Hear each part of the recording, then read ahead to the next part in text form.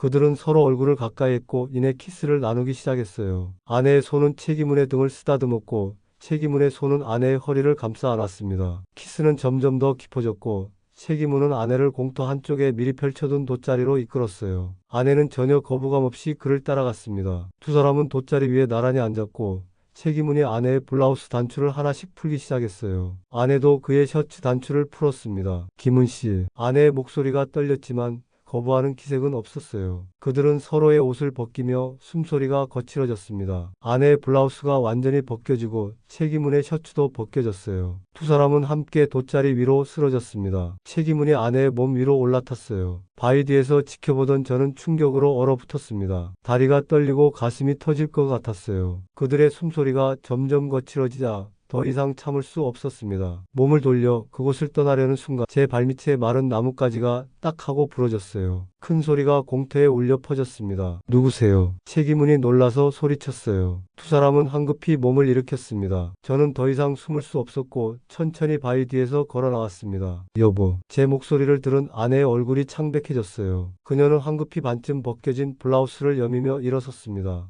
여보. 채기문도 당황한 표정으로 바지를 올리고 셔츠를 집어들었어요. 안녕하세요. 지혜로운 소리를 전하는 지혜 소리입니다. 일상 속 작은 깨달음부터 인생의 큰 지혜까지 여러분의 마음에 울림을 주는 이야기를 전합니다. 구독하면 로또 1등 당첨됩니다. 지금 바로 구독과 좋아요, 알림 설정까지 해두시고 지혜 소리와 함께 특별한 하루를 시작하세요. 제 이름은 정영호, 수원에서 김밥집을 운영하고 있는 65세 남자입니다. 어느덧 결혼 38년 차인데 요즘 들어 아내가 좀 이상해요. 25년 정도 건설회사에서 근무하다 12년 전에 퇴직하고 아내와 함께 시작한 김밥집이에요. 새벽부터 밤까지 김밥을 마는 평범한 일상이었죠. 그런데 6개월 전부터 우리 아내가 달라졌어요. 여보, 난 이제 산에서 내 인생을 찾았어. 산이 나를 살리는 것 같아. 처음에는 건강을 위해 시작한 등산이 좋은 취미가 된 것 같아 진심으로 기뻤습니다. 20대 후반에 만나 제 아내가 된 박선희는 항상 집과 가게만 오가던 사람이었거든요. 그런데 요즘엔 매주 토요일마다 아침 일찍 나가서 저녁에야 돌아옵니다. 얼굴은 햇빛에 그을렸지만 기분은 하늘을 나는 듯 좋아요. 오늘은 어디 갔다 왔어?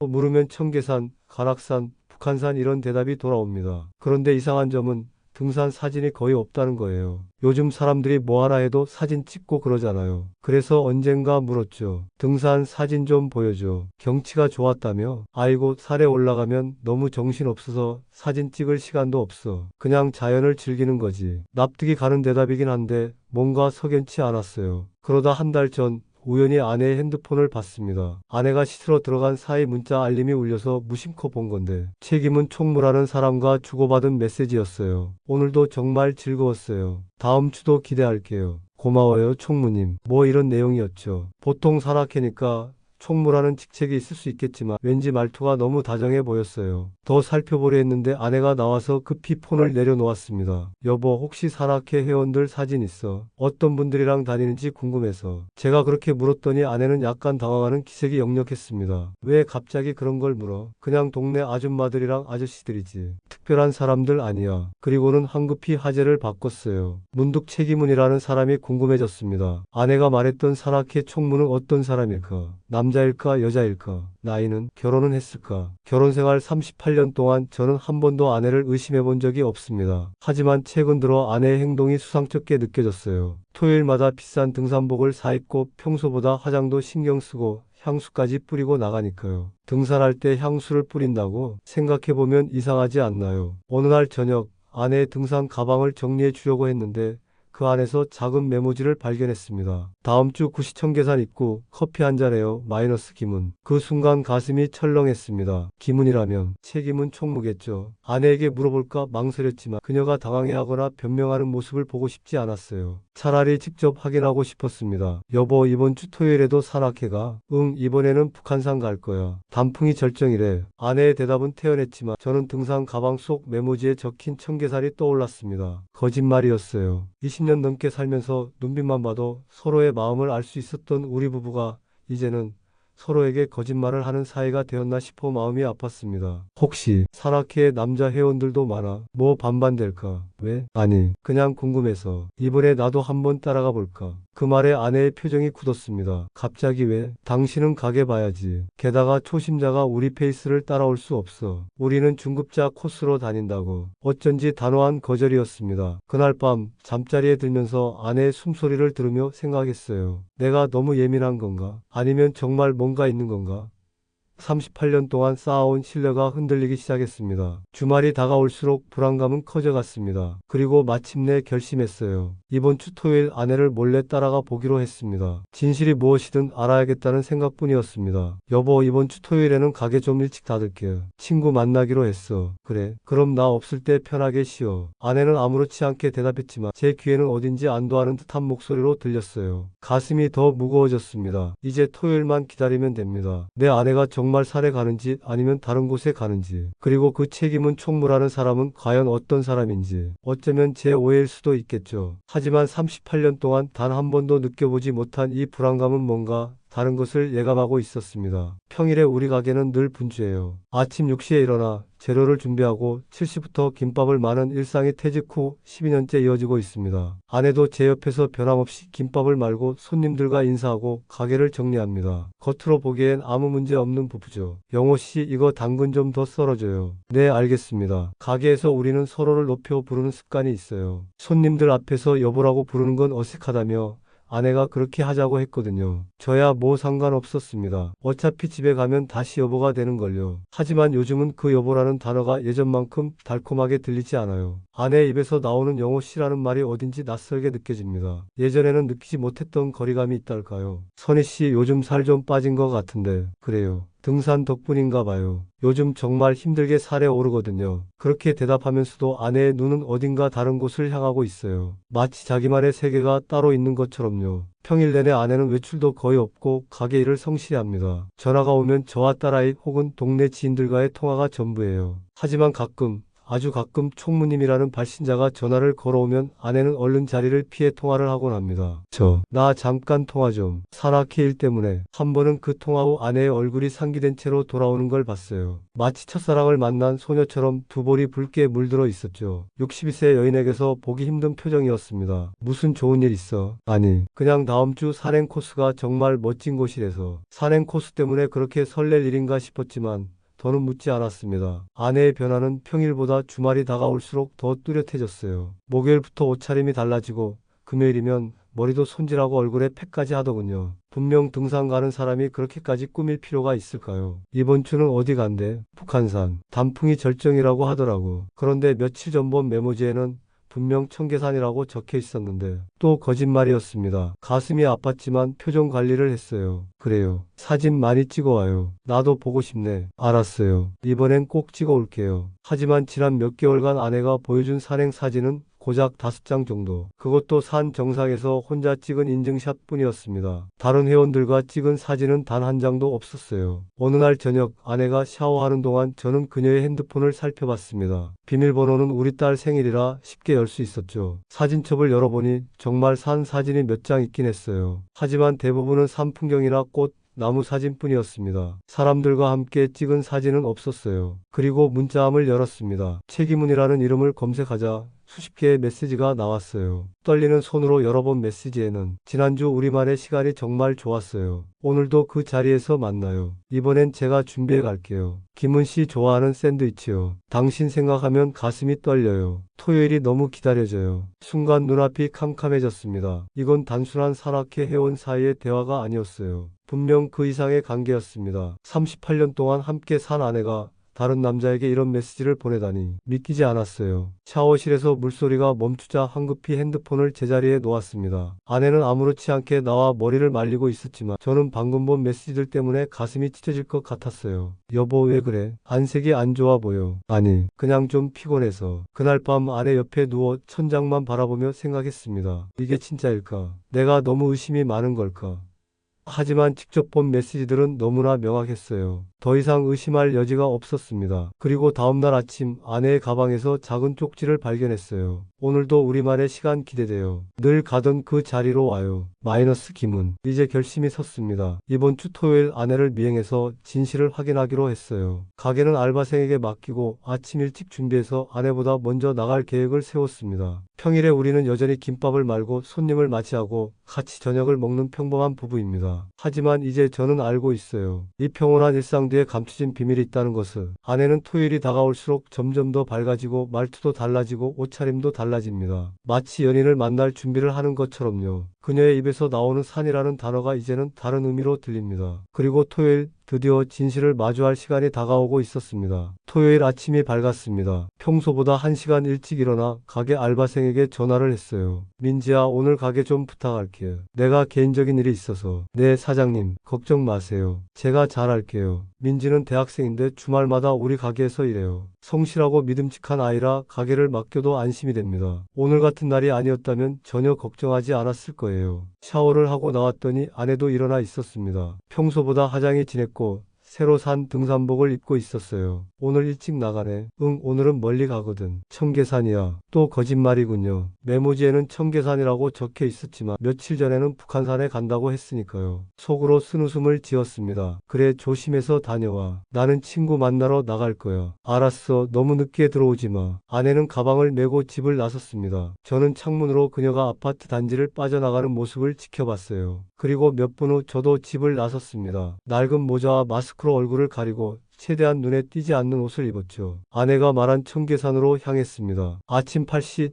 등산로 입구는 이미 많은 등산객들로 붐비고 있었어요. 주차장에서 차를 대고 주변을 살펴봤습니다. 아내의 모습은 보이지 않았어요. 혹시 다른 입구로 갔나? 청계산은 입구가 여러 개라 어디로 들어갔을지 확신할 수 없었습니다. 한참을 두리번거리다가 문득 카페 앞에 모여있는 사람들이 눈에 들어왔어요. 10명 정도의 중년 남녀가 모여 있었는데 모두 등산복 차림이었죠. 그 중에 아내가 있었습니다. 저는 카페 유리창 너머로 그들을 지켜봤어요. 아내는 웃으며 다른 회원들과 대화하고 있었습니다. 처음 보는 얼굴들이었어요. 그 중에 50대로 보이는 남자가 앞에 나서서 뭔가 설명하고 있었습니다. 아마도 그 책임은 총무겠죠. 10분쯤 지났을까 그들은 카페를 나와 등산로로 향했습니다. 저는 적당한 거리를 두고 그들을 따라갔어요. 다행히 등산객이 많아서 제가 눈에 띄지는 않았을 겁니다. 산행은 생각보다 빠른 속도로 진행됐어요. 아내를 포함한 산악회 회원들은 모두 숙련된 등산가처럼 보였습니다. 저는 체력이 딸려 점점 뒤처지기 시작했죠. 그래도 최대한 그들을 놓치지 않으려고 노력했습니다.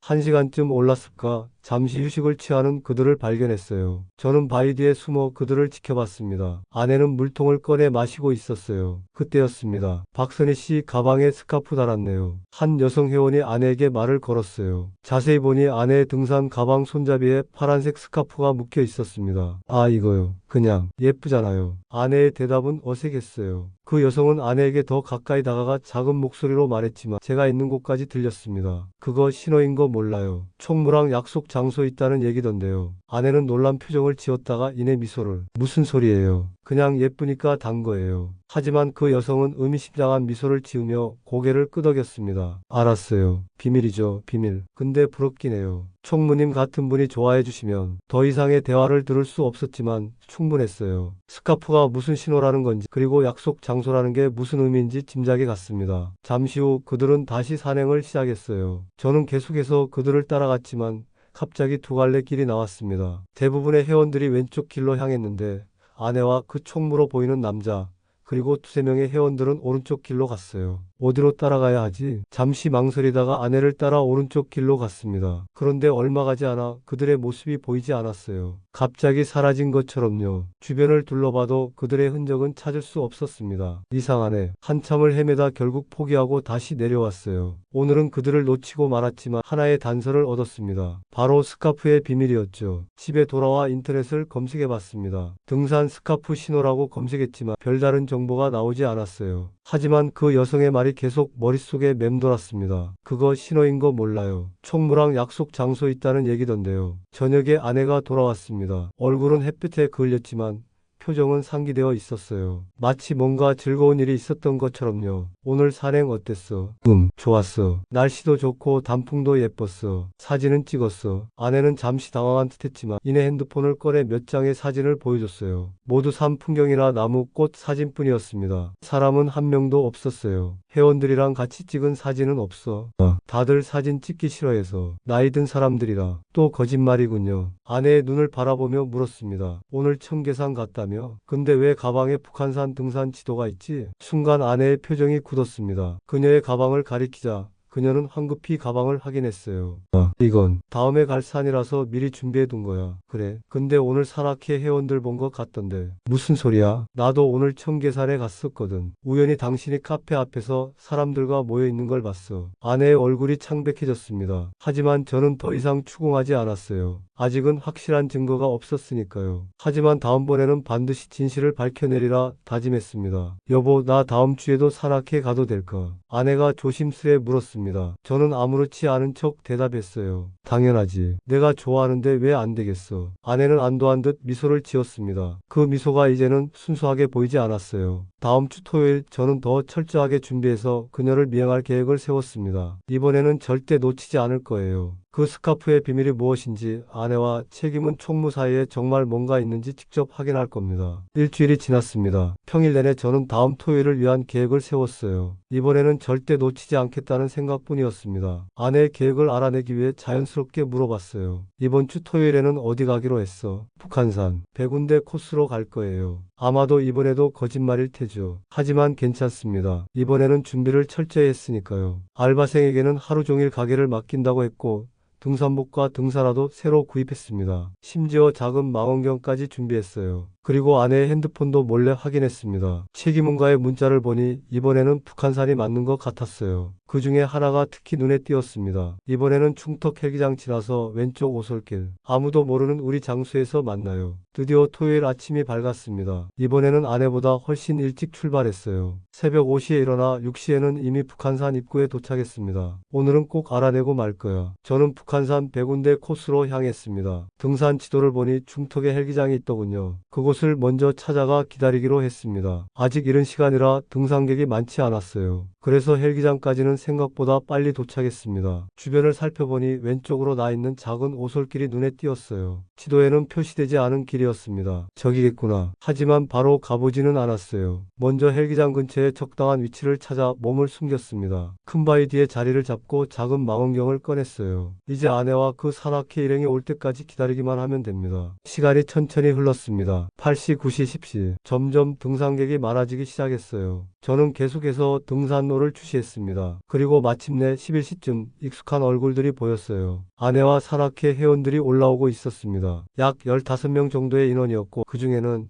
지난번 본 그 책임은 총무로 보이는 남자도 있었어요. 그는 50대 초반의 날씬한 체격에 안경을 쓴 지적인 인상이었습니다. 일행은 헬기장에 도착해 잠시 휴식을 취했습니다. 아내의 가방을 보니 역시나 파란색 스카프가 매달려 있었어요. 저는 망원경으로 그들의 움직임을 주시했습니다. 약 20분 정도 휴식을 취한 후 일행은 다시 산행을 시작했어요. 하지만 예상대로 모두가 같은 방향으로 가지는 않았습니다. 대부분의 회원들은 정상으로 향하는 주 등산로를 따라갔지만 아내와 책임 그리고 다른 2명의 회원은 왼쪽 오솔길로 방향을 틀었어요. 역시 저는 그들이 충분히 멀어질 때까지 기다렸다가 조심스럽게 뒤를 따랐습니다. 오솔길은 생각보다 가파르고 좁았어요. 등산 초보자가 혼자서 찾아올 만한 길은 아니었습니다. 약 10분 정도 걸었을까 오솔길이 두 갈래로 나뉘었어요. 잠시 망설였지만 바닥에 떨어진 파란색 스카프 조각을 발견했습니다. 분명 아내의 스카프에서 떨어진 것이겠죠. 저는 그 흔적을 따라 오른쪽 길로 향했어요. 길은 점점 더 비좁아지고 나뭇가지가 우거졌습니다. 조심스럽게 발걸음을 옮기면서 주변을 살폈어요. 그리고 몇 분 후 작은 소리가 들려왔습니다. 웃음소리와 속삭임. 저는 즉시 몸을 숨기고 소리가 나는 방향으로 천천히 다가갔어요. 나무와 바위 사이로 작은 공터가 보였습니다. 그곳에는 아내와 책임은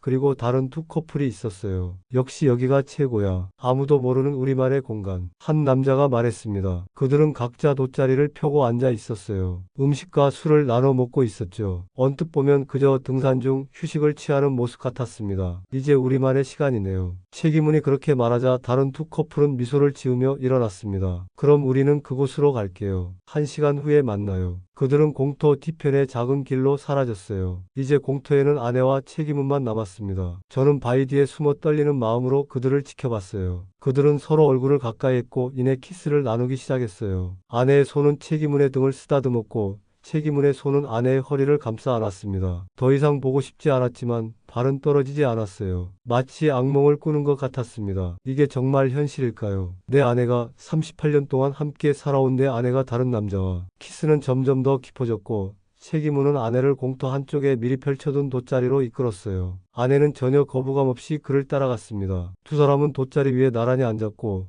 최기문이 아내의 블라우스 단추를 하나씩 풀기 시작했어요. 아내도 그의 셔츠 단추를 풀었습니다. 기문 씨, 아내의 목소리가 떨렸지만 거부하는 기색은 없었어요. 그들은 서로의 옷을 벗기며 숨소리가 거칠어졌습니다. 아내의 블라우스가 완전히 벗겨지고 최기문의 셔츠도 벗겨졌어요. 두 사람은 함께 돗자리 위로 쓰러졌습니다. 최기문이 아내의 몸 위로 올라탔어요. 바위 뒤에서 지켜보던 저는 충격으로 얼어붙었습니다. 다리가 떨리고 가슴이 터질 것 같았어요. 그들의 숨소리가 점점 거칠어지자 더 이상 참을 수 없었습니다. 몸을 돌려 그곳을 떠나려는 순간 제 발밑에 마른 나뭇가지가 딱 하고 부러졌어요. 큰 소리가 공터에 울려 퍼졌습니다. 누구세요? 최기문이 놀라서 소리쳤어요. 두 사람은 황급히 몸을 일으켰습니다. 저는 더 이상 숨을 수 없었고 천천히 바위 뒤에서 걸어 나왔습니다. 여보. 제 목소리를 들은 아내의 얼굴이 창백해졌어요. 그녀는 황급히 반쯤 벗겨진 블라우스를 여미며 일어섰습니다. 여보. 최기문도 당황한 표정으로 바지를 올리고 셔츠를 집어들었어요. 그는 불안한 표정으로 아내를 바라봤습니다. 선희 씨, 이분이 내 남편이에요. 최기문의 얼굴에 당혹감이 번졌습니다. 그는 서둘러 옷을 입으려 했지만 너무 당황한 나머지 셔츠 단추를 잘못 끼우고 있었어요. 이게 무슨 상황인지. 제 목소리는 떨리고 있었습니다. 아내는 돗자리 위에 앉아 고개를 숙인 채 대답하지 않았어요. 최기문은 어색하게 서 있다가 한참 만에 입을 열었습니다. 죄송합니다. 정말 죄송합니다. 선희 씨가 산악회에 처음 왔을 때부터 그만. 제가 소리쳤어요. 그녀의 눈에는 눈물이 고여 있었습니다. 여보, 난 그냥 6개월이나 속였어. 매주 토요일마다 산이 나를 살린다면서. 제 목소리는 점점 더 커졌습니다. 분노, 배신감, 슬픔이 한꺼번에 밀려왔어요. 이게 내가 말한 힐링이었어. 아내와 최기문은 서로를 바라보더니 말없이 고개를 숙였습니다. 두 사람은 여전히 옷을 제대로 갖춰 입지 못한 상태였어요. 아내의 블라우스는 대충 여며져 있었고 최기문은 셔츠 단추를 아직도 제대로 채우지 못한 채였습니다. 얼굴은 붉게 상기되어 있었고 숨은 가빠 보였습니다. 흐트러진 돗자리와 주변에 흩어진 옷가지들. 그 모습만으로도 모든 것이 설명되고 있었어요. 저는 더 이상 그 자리에 있을 수 없었어요. 뒤돌아 산을 내려가기 시작했습니다. 아내가 뒤에서 제 이름을 부르는 소리가 들렸지만 돌아보지 않았어요. 38년이라는 세월. 그 긴 시간 동안 쌓아온 신뢰와 사랑이 한순간에 무너지는 듯한 느낌이었습니다. 진실은 숲속에 숨겨져 있었고 제가 그것을 직접 목격하고 말았어요. 산을 내려오는 내내 머릿속은 하얗게 비어 있었습니다. 다리는 저절로 움직였고 주변의 소리도 들리지 않았어요. 마치 꿈속을 걷는 것 같았습니다. 하지만 이건 꿈이 아니었어요. 방금 본 광경은 너무나 생생한 현실이었습니다. 주차장에 도착해서야 정신을 차렸어요. 차 안에 앉아 핸들을 붙잡고 한참을 그대로 있었습니다. 눈물이 나오지 않았어요. 그저 가슴이 무겁고 답답했죠. 핸드폰을 보니 아내에게서 온 문자 메시지가 여러 개 있었습니다. 여보, 제발 나 좀 만나자. 설명할 기회를 줘. 기다려줘. 지금 내려가고 있어. 메시지를 무시하고 시동을 걸었어요. 하지만 차를 출발시키지는 않았습니다. 솔직히 어디로 가야 할지 막막했어요. 집으로 돌아가고 싶지 않았거든요. 그곳은 이제 우리의 공간이 아니라 그녀의 거짓말로 가득 찬 공간처럼 느껴졌으니까요. 한참을 망설이다 결국 집으로 향했습니다. 가는 내내 라디오를 크게 틀어놓았어요. 머릿속의 생각들을 지우고 싶었거든요. 하지만 소용없었죠. 아내와 최기문이 함께 있던 모습,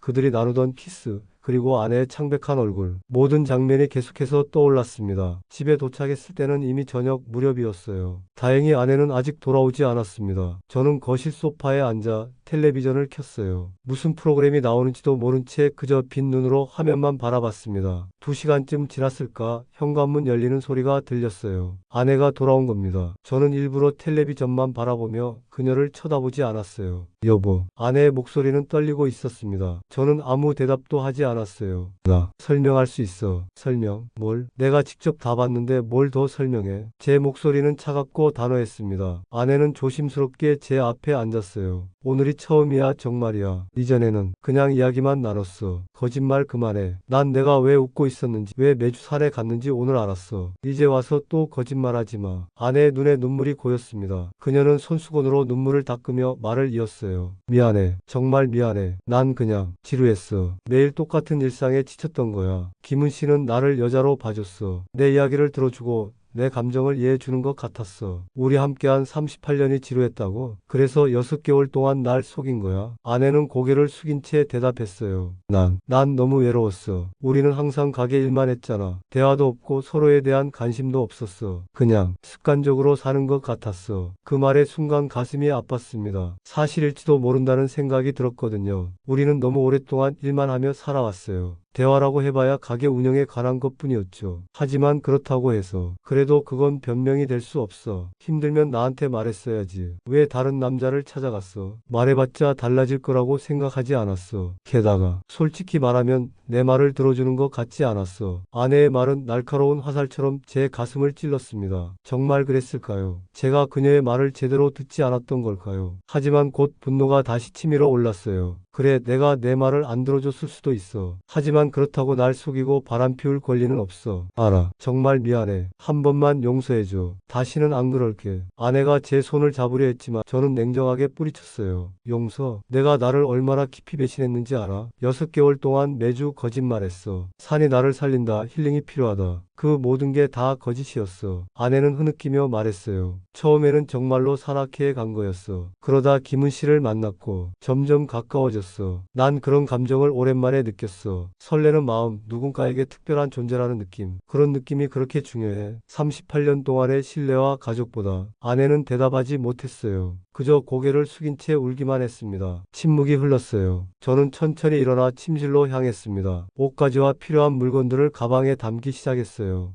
뭐 하는 거야? 아내가 놀란 목소리로 물었습니다. 당분간 여기 있을 수 없을 것 같아. 친구 집에 가 있을 거야. 여보, 제발 우리 이야기를 더 해보자. 이러지 마. 이야기? 더 할 게 뭐가 있어? 이제 모든 게 다 끝났어. 아내의 눈에서 눈물이 쏟아졌습니다. 제발 실수한 거야. 다시는 안 그럴게. 그 말을 듣는 순간 제 아래 있던 무언가가 무너져 내렸어요. 38년 동안 지켜온 우리라는 믿음이 산산조각 난 듯 했습니다. 나는 당신이 왜 웃고 있었는지, 왜 매주 산에 갔는지 오늘 알았어. 그리고 우리 사이에 있던 신뢰도 오늘로 끝났어. 가방을 들고 현관으로 향했습니다. 아내는 제 팔을 붙잡으며 애원했어요. 여보, 제발 나 내버려 두지 마. 이제 와서 이혼이라니. 이혼? 제가 쓴웃음을 지었습니다. 난 아직 이혼이란 말은 꺼내지 않았어. 하지만 당신이 먼저 그 단어를 꺼냈군. 아내는 당황한 표정을 지었어요. 아니, 난 그냥 괜찮아.